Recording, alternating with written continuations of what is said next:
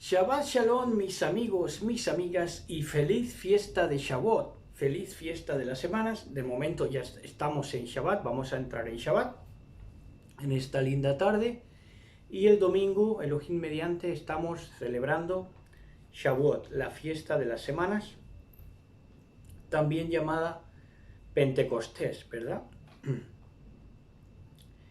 Que inclusive, por cierto, que inclusive el catolicismo le llama Pentecostés cuando Pente es de Penta, de manera que lo que debería estar celebrando el catolicismo y también el pentecostalismo, porque de ahí viene, es precisamente la fiesta de las semanas, ¿verdad? Sin embargo, celebran todo menos las fiestas bíblicas. Bueno, entonces vamos a entrar en el mensaje de este Shabbat, que va a abarcar al mensaje de Shavuot. Shavuot 2023, doctrina. Vamos a hablar de doctrina. Un tema que a mí me gustaría que sirviera a las generaciones posteriores de cómo se ha ido hilvanando y cómo se ha ido organizando pues precisamente las tesis doctrinales y todo lo que sacaron los llamados doctores de la Iglesia y todos los que llamaron todo lo que sacaron los que llamamos precursores, ¿verdad? Precursores a nuestros días. Hay gente que gusta de llamar padres de la Iglesia, pero vamos a ver que no corresponde porque pues a nadie llaméis padre, ¿verdad? Nos dice el mismo Mashiach. Para curarse en salud de lo que iba a ser el papado, por cierto, también. Entonces, lo primero que tenemos que ver en doctrina, vamos a empezar por lo más sano, que es recordar el concilio de Jerusalén, que fue el primer concilio. Y los testigos del primer concilio, del concilio de Jerusalén, fueron testigos directos.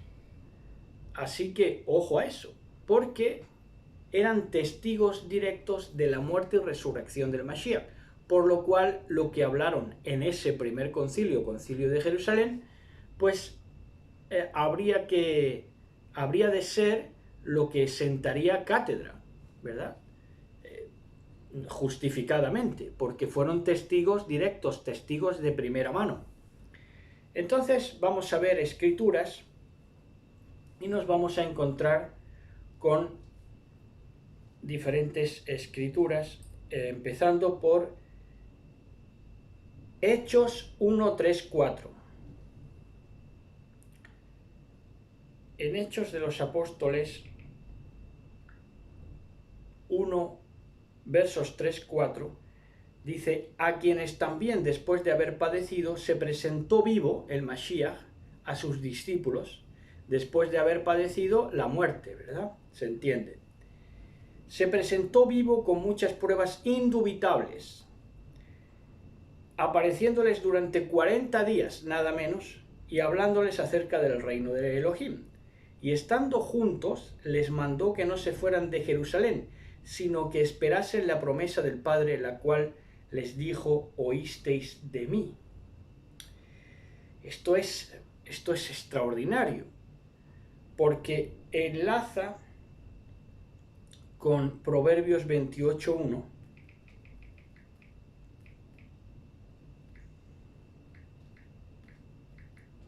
que en Proverbios 28.1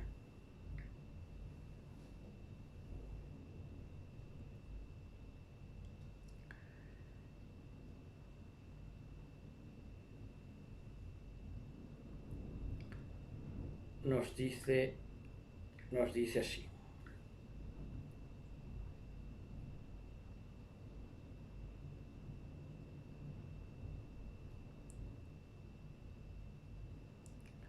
vamos a ver si quiere buscar en el libro de Proverbios 28.1. Yo creo que estoy buscándolo bien.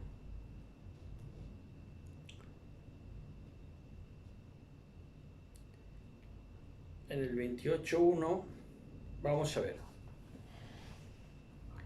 En Proverbios 28:1 dice, el malvado huye aunque nadie lo persiga, pero el sadik, el justo, vive confiado como un león, precisamente. Entonces, fíjense, ¿no? Porque no lo decimos de casualidad, no lo decimos de pasada, sino que es que cuando se le manda a los discípulos no salir de Jerusalén, justamente está aconteciendo esto, que el impío huye sin que nadie lo persiga, pero el justo, el sadik, está confiado como un león. Porque lean ustedes la situación que se produce allí en Pentecostés, en lo que era Shavuot. De todas las naciones bajo el cielo, en aquel aposento, en el llamado aposento alto, pero es que resulta que los buscaban para matarlos. Y lo más drástico y que supuestamente tocaba en ese momento era sacudirse, ¿verdad? Para mañana es tarde. Entonces tendrían que haber huido, porque allí en Jerusalén pues los judíos estaban tramando, junto con Roma, matar a los discípulos de Yahshua HaMashiach. Así de claro.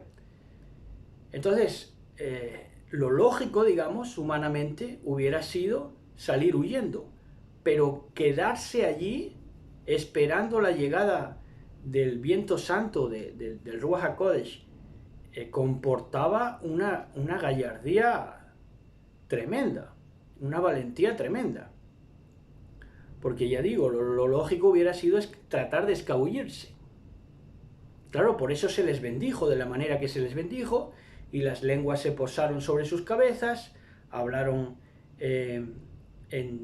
cada uno en la lengua del otro, y entonces se produjo allí un acontecimiento insólito, ¿verdad? Un acontecimiento que cambiaría la historia. Y de ahí, de esa fuerza que se les dio, pues se impartió a todo el mundo. Entonces, en Juan 11, 14 al 16, en el libro de Juan 11, 14 al 16, nos dice, así que Yahshua se los dijo en lenguaje sencillo, Lázaro ha muerto, y por amor a ustedes me alegro de no haber estado allí para que ustedes puedan venir a confiar. Pero vamos a ir a él. Entonces Tomás, atención a esto, entonces Tomás, el nombre que quiere decir mellizo, o dídimo, que es el nombre que quería decir mellizo, dijo a sus compañeros, Talmidim, ¿vamos a ir para morir también con él? Entonces, esto es a lo que me refiero. Aquí Dídimo Tomás piensa de una manera lógica humana, porque resulta que levantó una expectativa muy grande Yahshua HaMashiach,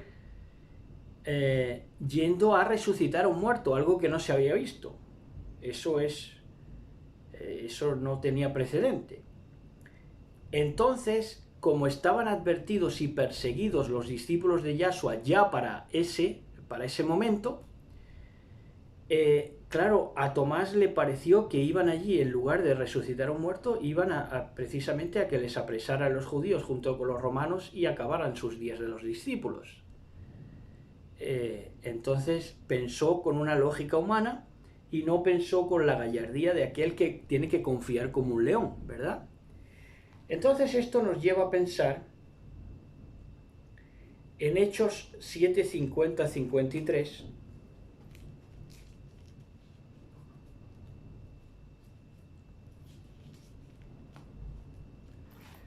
en Hechos 7:50-53, que dice así,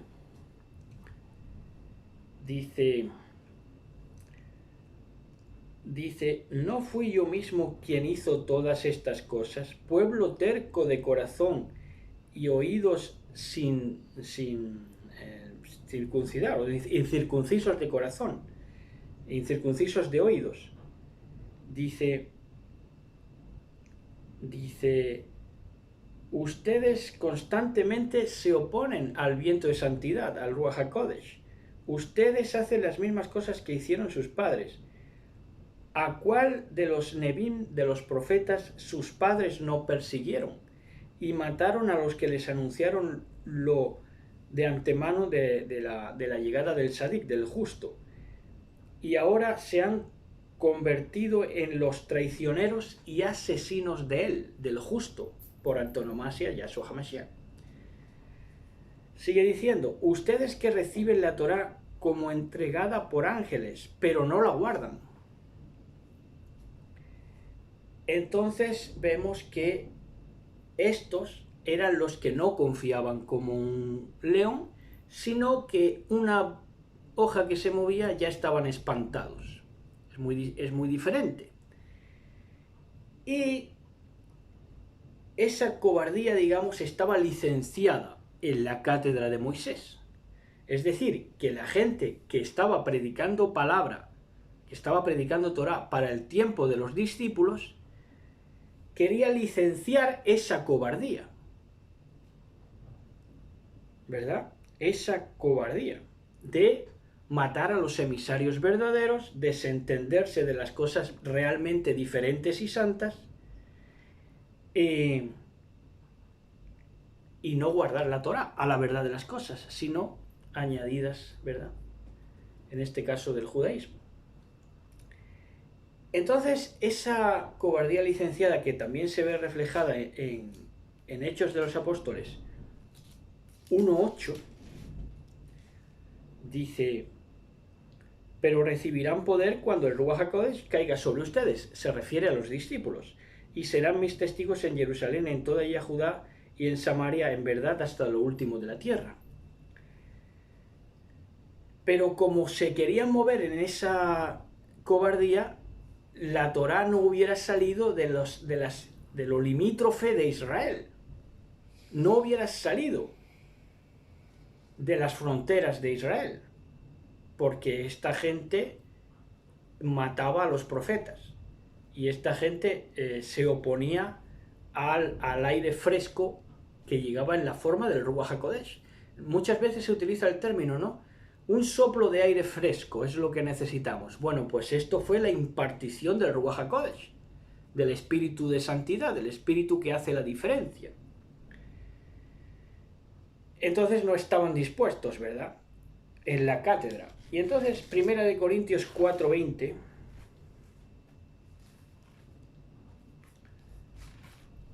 en 1 Corintios 4:20 dice, porque el reino de Elohim no es un asunto de palabra, sino de poder.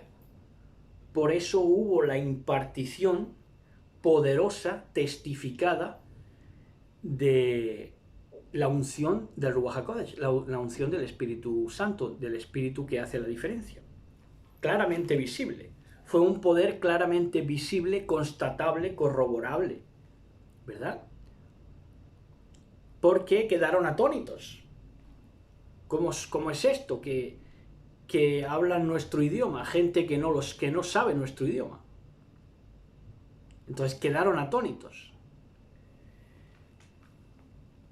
Pero como digo, esa cobardía licenciada quería imponerse matando a los profetas, siguiendo matando a los profetas, por eso tramaron la muerte de los discípulos, y que los discípulos no pudieran llevar a cabo el primer concilio, precisamente, del que hemos estado hablando,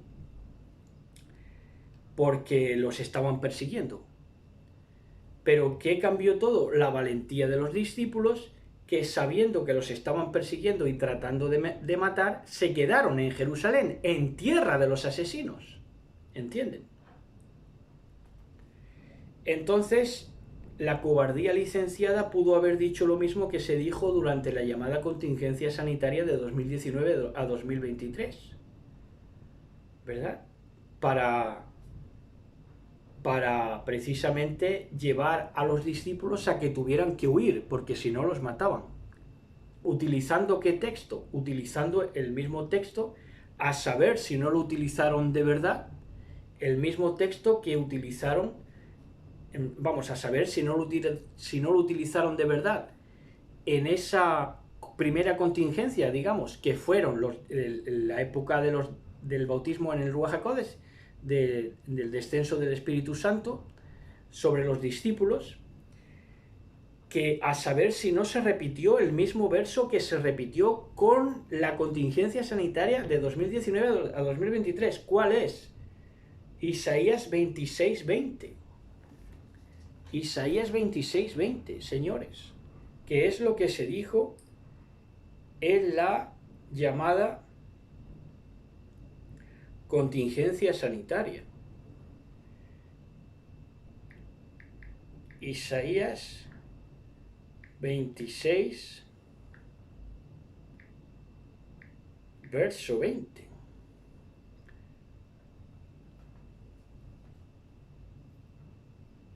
Dice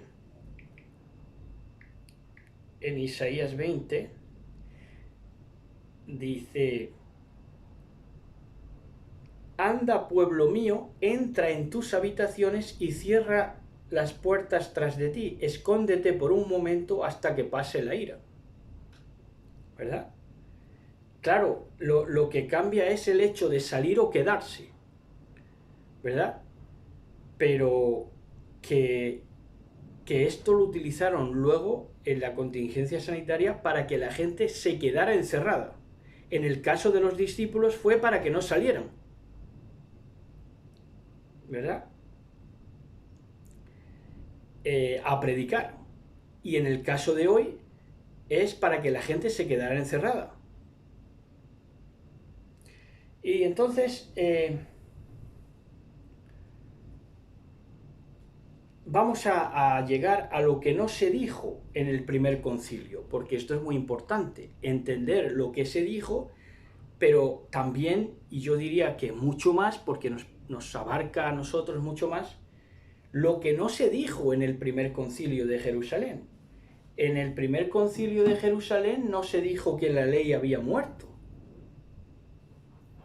porque seguro que a partir de ese momento del primer concilio y cuando ya empezaron a escribir los discípulos para el año 90 o 100, que ya se manejaban los evangelios, pues se pudieron utilizar, por ejemplo, lo que luego se fue utilizando por los llamados padres de la Iglesia, que ya degeneraron, ¿verdad? En Lucas 16:16, que dice: porque la profecía y la Torá son hasta Juan, hasta Yohanan, el inmersor. Pero lo que te está diciendo en Lucas 16:16 es que llegó la profecía a Juan, a Yohanan el inmersor, Juan el Bautista, y este ya anuncia al reino señalando al rey. Por eso la profecía llegó a Juan el Bautista, para que con la profecía, con el material profético, entonces Yohanan, Juan, pudiera señalar ¿qué cosa? Al rey. Y ya fueron utilizando también la excusa, a partir de ese primer siglo, de Juan 1:17, que dice: porque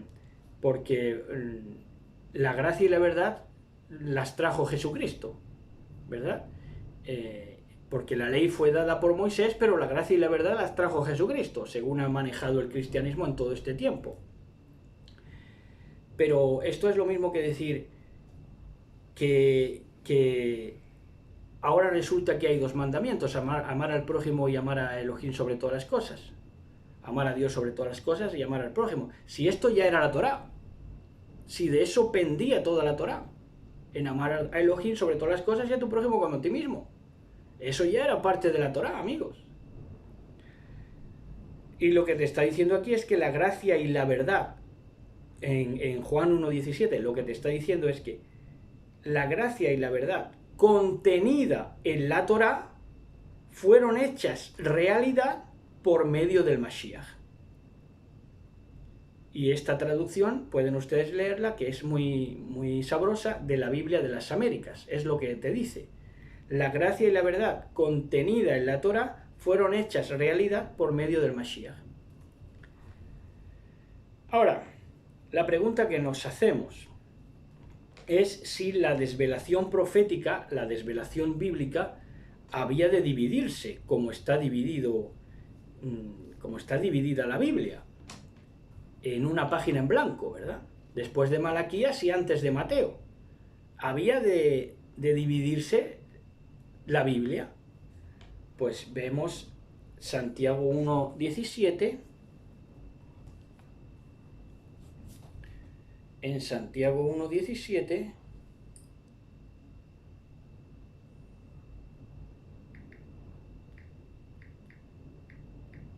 lo vamos a comprobar. ¿Qué dice así? Dice: toda buena dádiva y todo don perfecto desciende de lo alto, del Padre de las luces, en el cual no hay mudanza ni sombra de variación. Entonces, ¿a qué vino?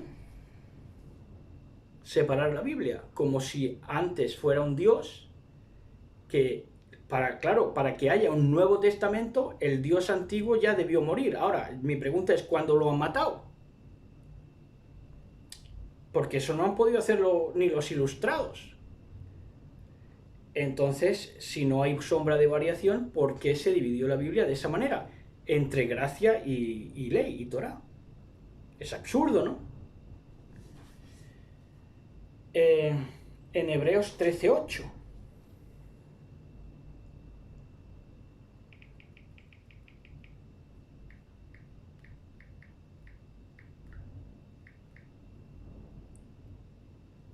En Hebreos 13:8 dice: Yahshua HaMashiach es el mismo ayer y hoy y por los siglos. Claro. ¿Por qué? Porque es el mismo Yahweh. Por eso decía en Santiago 1:17 que en él no hay sombra de variación. Entonces dice en Hebreos 13:8, Yahshua HaMashiach es el mismo ayer, hoy y por los siglos.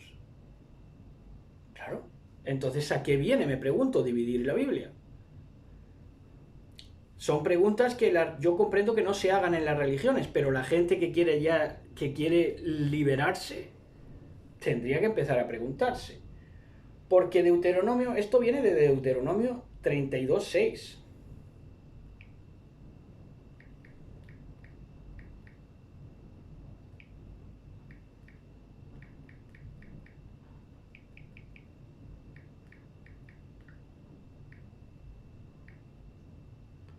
En Deuteronomio 32, verso 6 dice: así pagáis a Yahweh, pueblo loco e ignorante. Le diría hoy a más de uno que gusta de separar la Biblia entre gracia y ley, entre Viejo Testamento y Nuevo.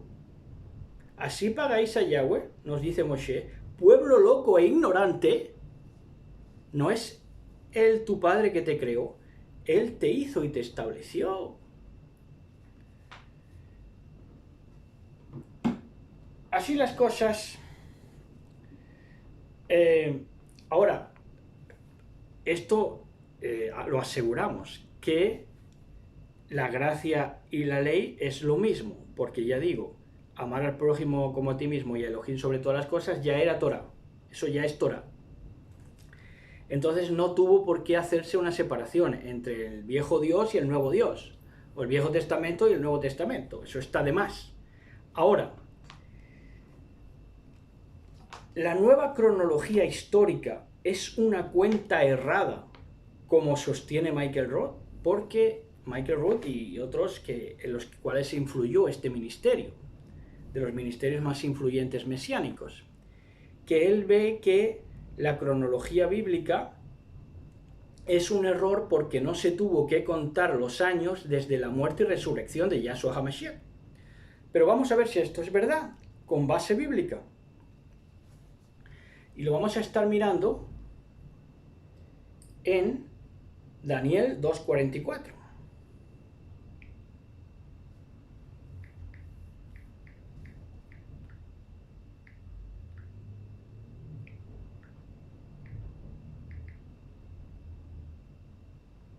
Y en los días de estos reyes, el Elohim del cielo levantará un reino que no será jamás destruido, ni será el reino dejado a otro pueblo, desmenuzará y consumirá a todos estos reinos, pero él permanecerá para siempre. Entonces, la nueva cronología está justificada. ¿Por qué?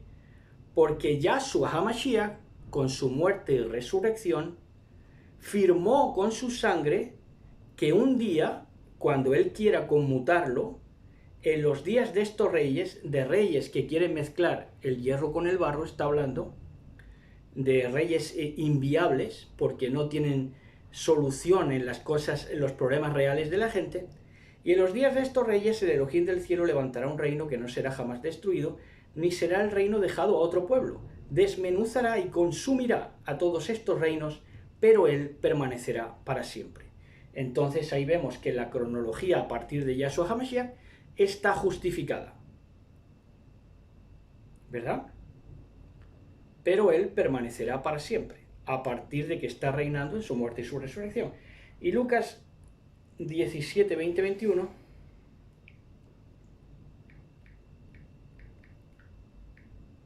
en Lucas 17, versos 20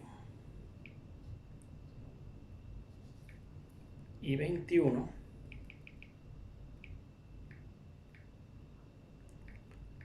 nos dice así: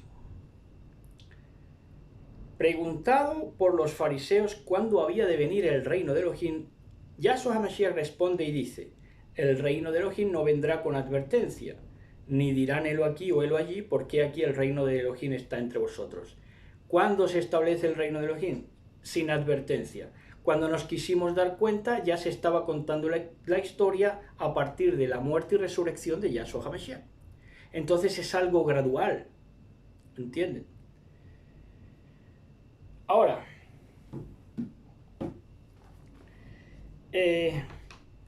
llegamos en doctrina a la edad del oscurantismo.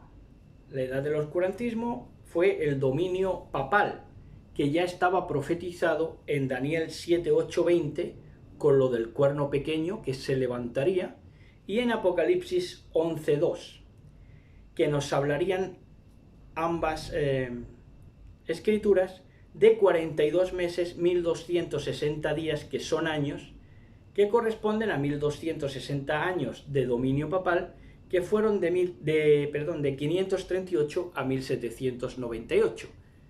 Esa fue la edad del oscurantismo.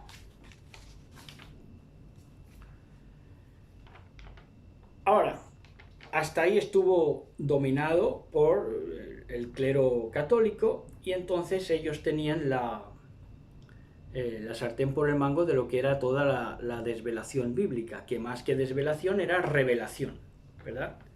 Porque velaban y volvían a velar.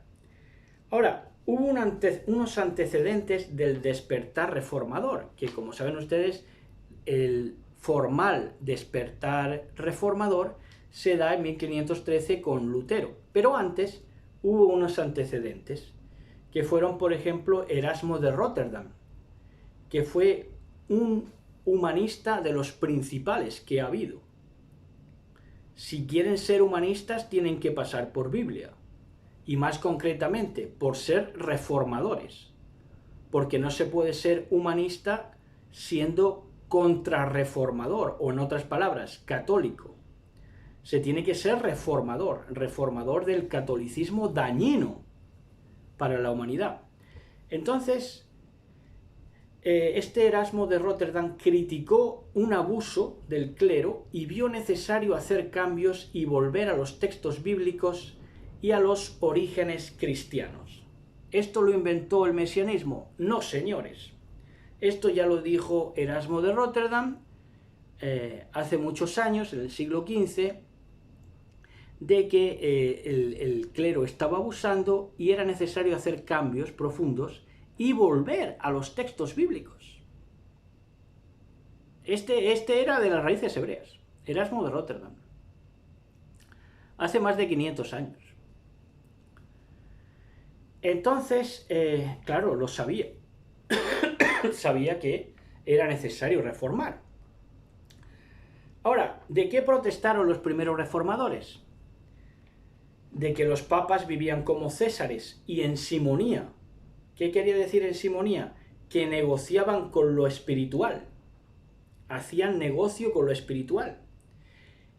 Ahora, si ven a los actuales telepredicadores y ministerios pordioseros evangélicos, que se la pasan pidiendo diezmo y recaudando y viviendo vidas de lujo en mansiones.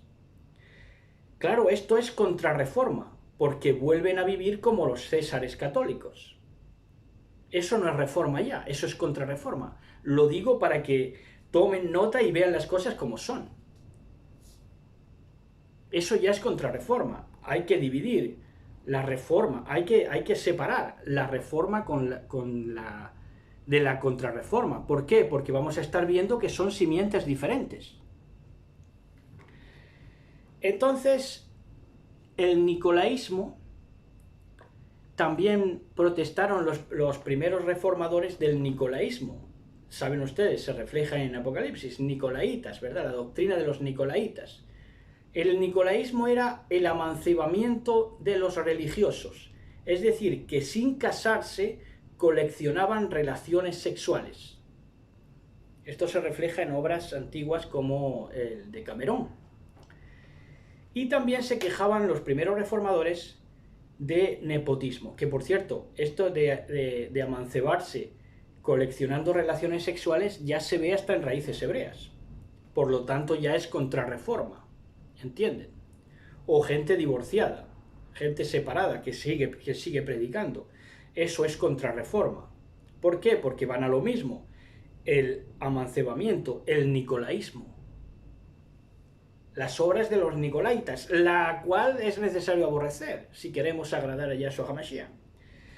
También se quejaban de nepotismo. ¿Qué era nepotismo? Que los religiosos colocaban a familiares en los cargos y hacían heredar a sus hijos los pastorados.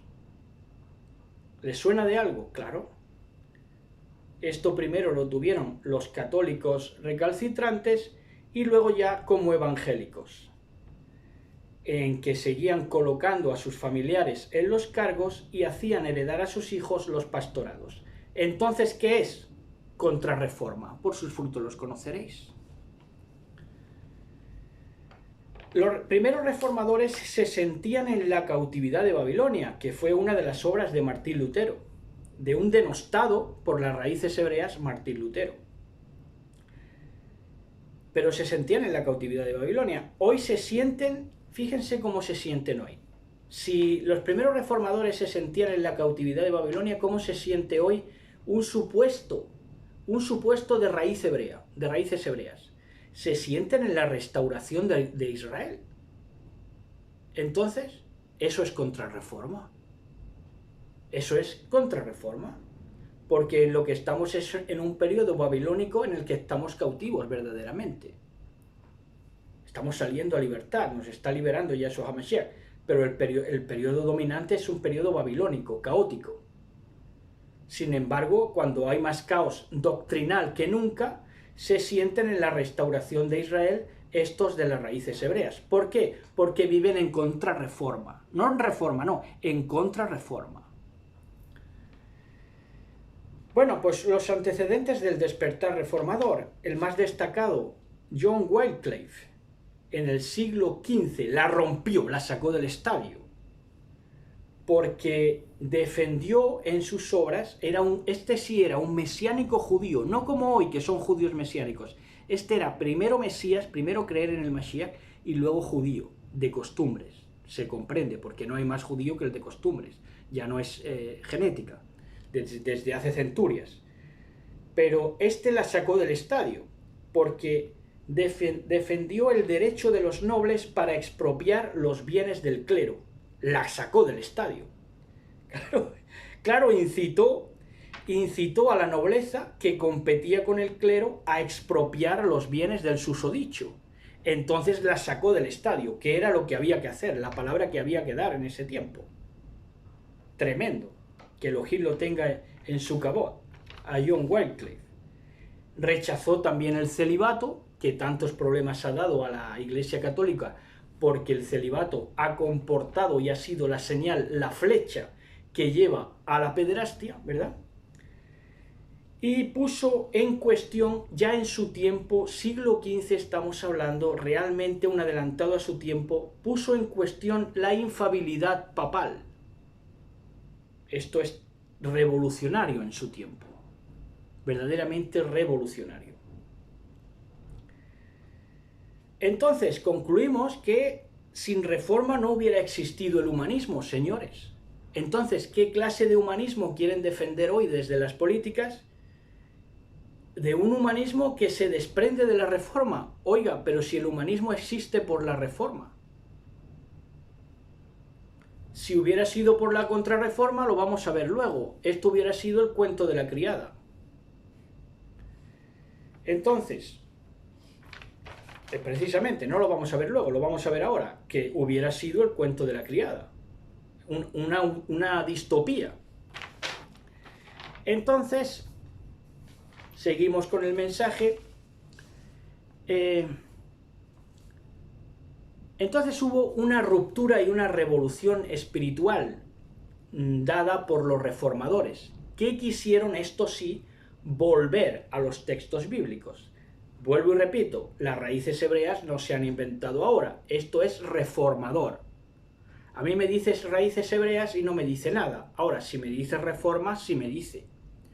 ¿Por qué? Porque raíces hebreas, en todo caso, abarcaría la restauración de las dos casas, que involucra unos siglos determinados, que van desde el 722, que Asiria cautiva a Israel, y luego el 500, en el siglo VI, que es cautiva a Judá. Pero más allá de eso, no, y luego regresan en los tiempos de Yahshua HaMashiach. Esa es la culminación, la restauración verdadera de las dos casas de Israel. Pero solo involucra esos siglos. En el año 70 se acaba el cuento. Ahora, la reforma, vamos a verlo. La reforma abarca desde el jardín del Edén. ¿Por qué? Porque son simientes contrarias. La reforma y la contrarreforma. Reforma igual a arrepentimiento. Contrarreforma es aquel que se endurece, que pone su rostro como un pedernal frente a Elohim.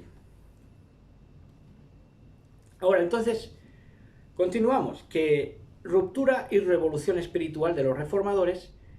Claro, lo que ya colocó la ruptura y la revolución espiritual ya en la sociedad es que cada uno podía ser su propio sacerdote, que a esta doctrina se le llamó sacerdocio universal.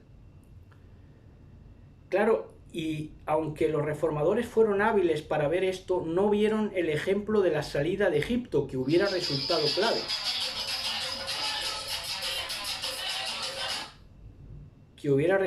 clave. La salida de Egipto. ¿Y por qué? Porque el padre de familia, ¿por qué hubiera resultado clave hablar de la salida de Egipto, hablando del sacerdocio universal, de que cada uno podía ser sacerdote de su casa? Tomando como ejemplo de que el padre de familia untaba los quicios de las puertas, y esto representa la autosuficiencia en la interpretación de la redención. Si esto lo hubieran apuntado los reformadores, hubieran deshecho y hubieran desbaratado el ejército contrarreformador o católico. Hoy se busca la dependencia y el indigenismo. En lugar de buscar el sacerdocio universal, a lo que te quieren llevar al fin y a la postre, inclusive quien te habla de raíces hebreas, te quiere llevar a la dependencia y al indigenismo de los congregantes, hacia sus denominaciones. Entonces tienes que depender de ellos y te hacen indigente de ellos. ¿Esto qué es? Contrarreforma, porque recordemos, la reforma se basaba, pivotaba en el sacerdocio universal, de que cada uno podía ser sacerdote de su casa, Kohanim de su casa. Y esto se representó, tuvieron, pero no lo vieron, la luz clara de esto en el untar en el quicio de las puertas para la salida de Egipto, que era significó una autosuficiencia en la interpretación de la redención. Entonces, por consiguiente, todos podemos interpretar la Biblia con la ayuda del Espíritu Santo. Eso lo dijeron los reformadores. Hoy, aunque se llamen, vamos, el mismísimo Israel encarnado, el Israel de Jacob encarnado, privatizan eso precisamente. Privatizan vamos, que no dan lugar a que la Biblia pueda ser interpretada por nadie, sino que tiene que ser precisamente privatizada, porque se agarran del texto de 2 de Pedro 1, 20, 21, que dice, porque ninguna escritura es de interpretación privada. Claro, la privatización la hacen ellos, porque la privatización es por voluntad humana. Vamos a leer el texto, que es rico. Es un texto rico, a ver si podemos leerlo, que está en 2 de Pedro 1, 20, 21.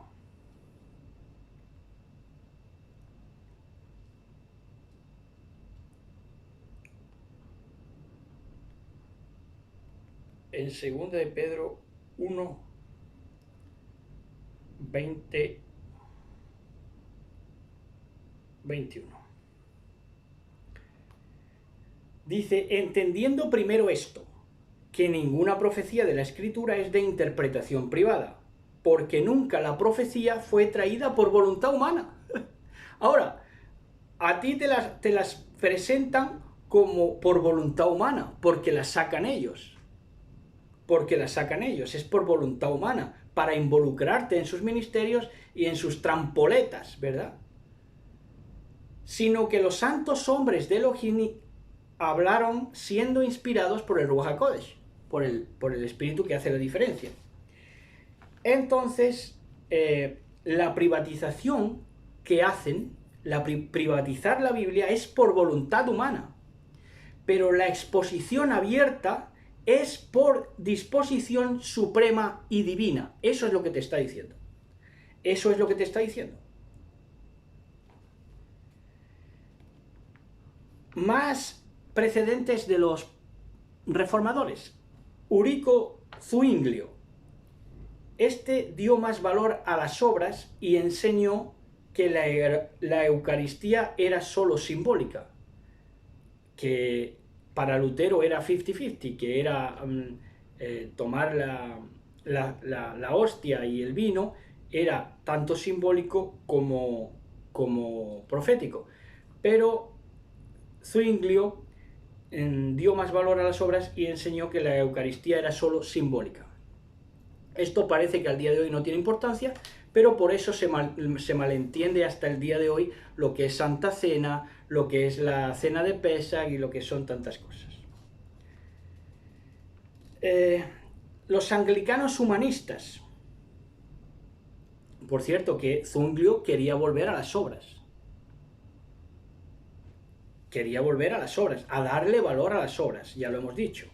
Esto no es de un tiempo a esta parte, y ni los que predican ley se vuelcan a las obras. Si hasta ellos no tienen obras, tienen tradiciones, pero obras no. Pero Zwinglio, ya en su siglo,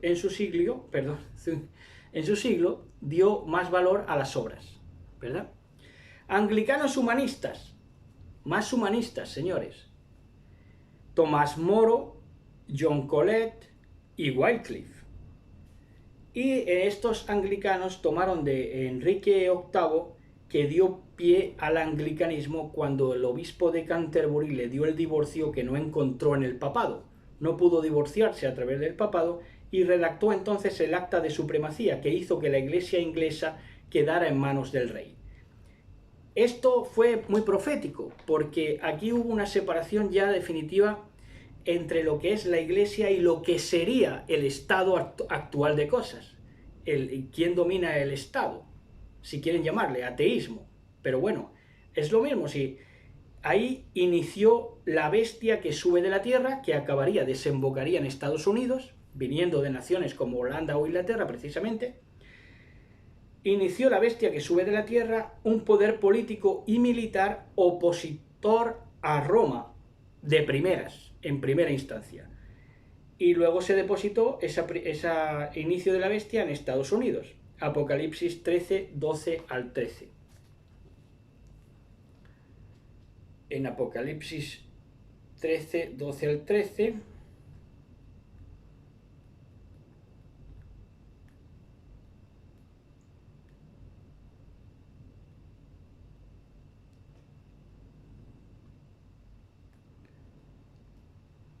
dice así: y ejerce toda la autoridad de la primera bestia en presencia de ella. Empezó como un poder aparte, un poder militar, un poder estatal, y hace que la tierra y los moradores de ella adoren a la primera bestia. Esto ha acontecido durante este periodo del siglo XXI, sobre todo, cuya herida mortal fue sanada ya en el 1927-1929. También hace grandes señales, esto ya es pentecostalismo, de tal manera que aún hace descender fuego del cielo a la tierra delante de los hombres. Pero es contrarreforma, es un pentecostalismo contrarreforma. ¿Por qué? Porque lleva a la adoración de la primera bestia, la del oscurantismo, la que llenó el mundo de tinieblas. Y querían todavía perpetuar ese sistema. Entonces son perros guardianes del sistema. Entonces,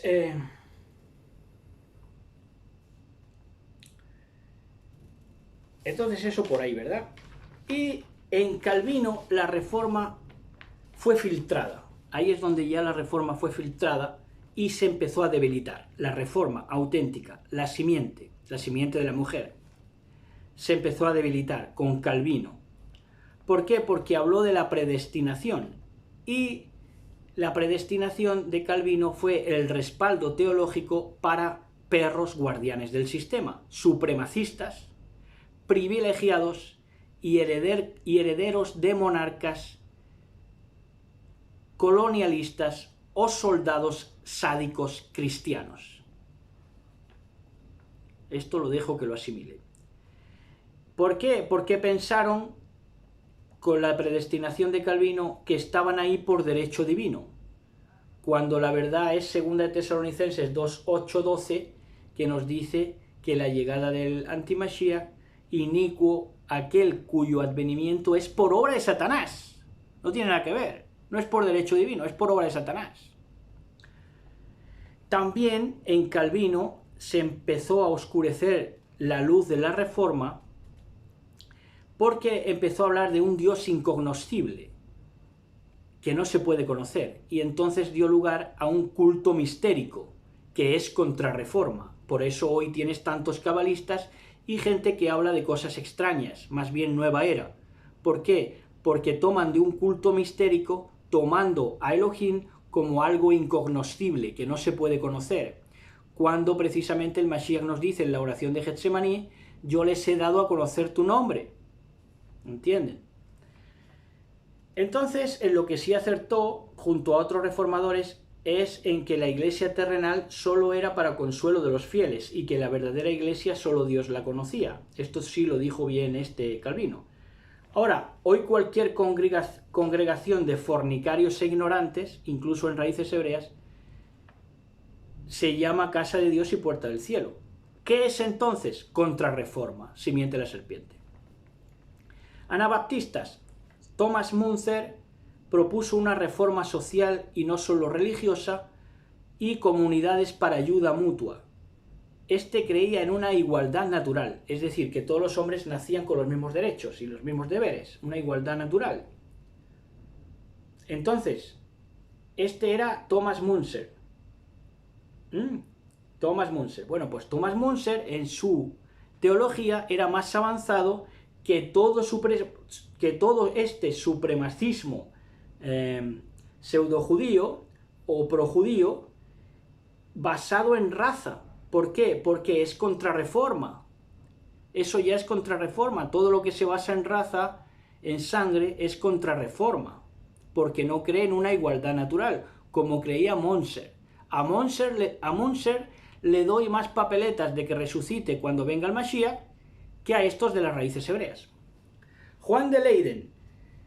Este defendió el bautismo de adulto, y un comunismo integral, donde intervenía la poligamia, que por cierto sería el antídoto a grandes males sociales. En 1536 su comunidad se deshizo y él fue ejecutado. Se deshizo no, que la deshicieron, ¿verdad? Y él fue ejecutado. Este sí que era comunismo al extremo. El comunismo luego de Marx era ya light en comparación con esto. La fuerza de la reforma lleva al rey adalid del catolicismo Carlos V en 1555 a abdicar y propugnar el principio de libertad religiosa en el imperio hispano-romano germánico. Esto se vio forzado. El adalid del catolicismo de su tiempo, en el siglo XVI, ya tal era la fuerza de la reforma, aún herida por el calvinismo y por doctrinas herejías destructivas y demoníacas, como hoy, que los deslenguados inflaman la rueda de la creación mintiendo y sacando aquelarres supuestamente de la Biblia, y entonces pues tomó tanta fuerza la reforma que, a pesar de esto, que Carlos V, el adalid del catolicismo, rey, tuvo que abdicar. Esta fue una enorme victoria para la reforma, vamos, tenía una fuerza que parecía inconmensurable. Entonces, la conclusión es que la reforma es el movimiento espiritual más y mejor señalado a lo largo de la historia. ¿Por qué? Porque, como digo, está desde el Génesis, es la simiente de la mujer, son aquellos que se arrepienten. Los reformados son aquellos que se arrepienten. Y además fue el movimiento más fuerte desvelado en las Escrituras. No corresponde a una franja de tiempo, como sucede con la restauración de las dos casas, como ya hemos explicado, que solo abarca desde 522 Judá y 732 Efraín, al año 70, con la matanza de Tito y Vespasiano, sino que se remonta la reforma desde Génesis 3.15 a Apocalipsis 20.9, con paso obligado por Mateo 23.24.30. Esto de Génesis 3.15, ya lo saben ustedes, la advertencia a la serpiente de que habría una simiente adversaria suya, que es la simiente de la mujer, los escogidos del bendito sea, que acabarían pisándole la cabeza. Y lo que quizá no conozcan tanto es Apocalipsis 20.9, que va en el mismo sentido. En Apocalipsis 29 dice: y subieron sobre la anchura de la tierra y rodearon el campamento de los santos y la ciudad amada, y de Elohim descendió fuego del cielo y los consumió. Entonces, ¿quién sale ganando? La reforma, la simiente de la mujer, los amparados de Yahshua HaMashiach. Entonces, con paso obligado, como decimos, porque ¿dónde se explica esto perfectamente? En Mateo 13, en la parábola del trigo y la cizaña. ¿Qué era el trigo y la cizaña? ¿Qué iba a representar a lo largo de la historia? Reforma y contrarreforma. 13, 24 al 30 del libro de Mateo. Verán qué interesante. Dice: le refirió otra parábola diciendo: el reino de los cielos es semejante a un hombre que sembró buena semilla en su campo, pero mientras dormían los hombres vino su enemigo y sembró cizaña entre el trigo. Y se fue, y cuando salió la hierba y dio fruto, entonces apareció también la cizaña. Vinieron entonces los siervos del padre de familia y le dijeron: Señor, ¿no sembraste buena semilla en tu campo? ¿De dónde pues tiene cizaña? Él les dijo: un enemigo ha hecho esto. Y los siervos le dijeron: ¿quieres pues que vayamos y la arranquemos? Él le dijo: no sea que al arrancar la cizaña arranquéis también con ella el trigo. Dejar crecer lo uno y lo otro hasta la siega, y al tiempo de la siega yo diré a los segadores: recoged primero la cizaña y atadla en manojos para ser quemada. Ahí está, fuego descendió del cielo y los quemó a todos. Pero recoged el trigo en mi granero. Entonces, ahora, cuando parece que no, pero es así, la salud de la reforma es mejor que nunca, porque ha aprendido a discernir entre reforma y contrarreforma. Y a eso hemos ayudado nosotros en nuestros humildes medios, a que la amada discierna entre reforma y contrarreforma, con videos como este.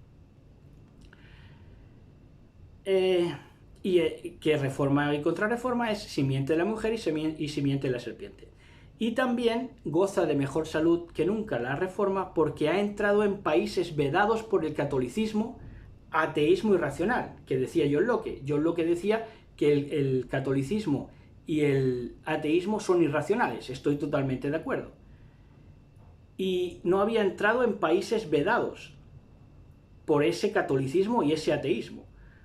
Y en países fueron prohibidos, la Reforma fue prohibida al luteranismo desde la Dieta de Worms en 1521, imagínense lo que les digo, hasta el siglo XX, hasta hace 40 años, como por ejemplo en mi país. La reforma al acceso de las minorías, ojo a esto, la reforma al acceso de las minorías y de los oprimidos no data en mi país y en muchos otros de más de 50 años. Ahora, miren ustedes por dónde vamos, en lo que es la puesta a punto de los reformados, de los arrepentidos, de la reforma, del trigo en el granero.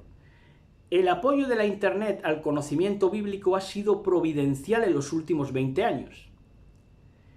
Y todo esto aderezado por el secado al sol del ocultismo que mantuvo hechizado al mundo durante 2 centurias, que con el ocultismo, con el culto mistérico, que enseñaba, por ejemplo, un Dios incognoscible, un Elohim que no se podía conocer, ese oscurantismo y ese ocultismo que practicó también la psicología de las masas y cómo quedarse con la mente del público para mantener a la gente en contrarreforma y no en reforma, mantuvo hechizado al mundo durante 2 centurias y detuvo con injusticia la verdad, como se dice en Romanos 1:18. Y ya acabamos.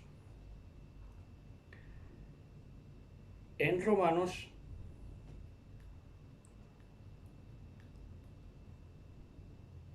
1:18